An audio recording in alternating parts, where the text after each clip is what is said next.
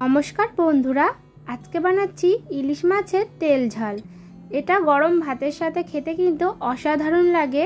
অল্প কিছু মশলা দিয়েই কিন্তু এই রেসিপিটা বানিয়ে ফেলা যায়। তো চলো রেসিপিটি শুরু করা যাক।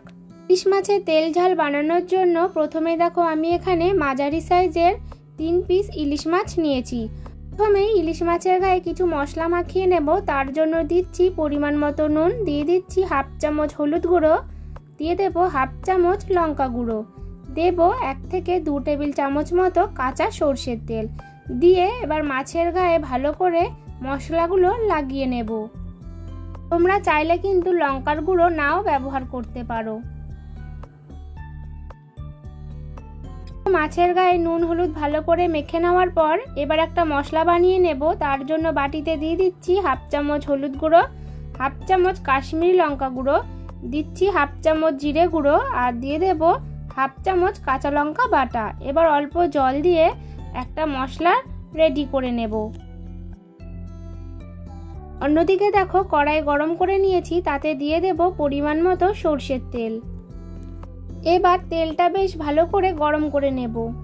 তেল ভালো করে গরম হয়ে গেলে এক এক করে নুন হলুদ লঙ্কার গুঁড়ো মাখানো মাছগুলো দিয়ে দেব। এবার মাছগুলোকে এপিট ওপিট হালকা করে একটু ভেজে নেব, খুব বেশি কড়া করে ভাজবো না।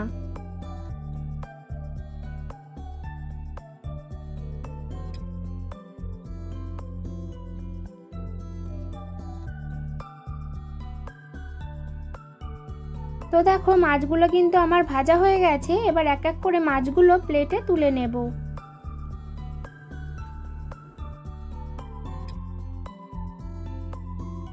এবার এই মাছ ভাজা তেলের মধ্যে দিয়ে দেব হাফ চামচ কালো জিরে। এই সময় চাইলে তোমরা তেলের মধ্যে কাঁচা লঙ্কাও দিতে পারো। এবার একটু নাড়াচাড়া করে মশলাটা রেডি করে রেখেছিলাম সেই মশলাটা দিয়ে দেব, দিয়ে এবার একটু নাড়াচাড়া করে নেব। কিছুক্ষণ একটু কষিয়ে নেব, 1 থেকে 2 মিনিট মতো একটু মশলাটা ভালো করে কষিয়ে নেব। মশলাটা একটু ভালো করে কষানো হয়ে গেলে পরিমাণ মতো জল দিয়ে দেব। এখানে আমি 1.5 কাপ মতো জল দিচ্ছি। তোমরা যেরকম ঝোল রাখতে চাও সেই অনুযায়ী জল দেবে। এবার দিয়ে দেব পরিমাণ মতো নুন। এবার ঝোলটা একটু ভালো করে ফুটিয়ে নেব।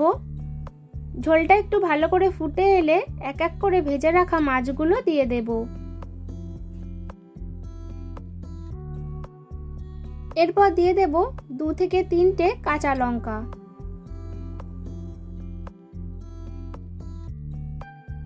মাছগুলো দিয়ে দেওয়ার পর 3 থেকে 4 মিনিট মতো একটু ভালো করে ফুটিয়ে নিলে আমাদের কিন্তু রেডি হয়ে যাবে ইলিশ মাছের তেল ঝাল। এটা গরম ভাতের সাথে খেতে কিন্তু অসাধারণ লাগে। ইলিশ মাছের ঝটপট কোনো রেসিপি বানাতে চাইলে এই রেসিপিটা অবশ্যই একবার ট্রাই করো। আজকে তোমাদের এই ইলিশ মাছের তেল ঝাল কেমন লাগলো অবশ্যই কিন্তু কমেন্ট করে জানাতে ভুলো না। আবারও দেখা হবে নতুন কোনো রেসিপির সাথে।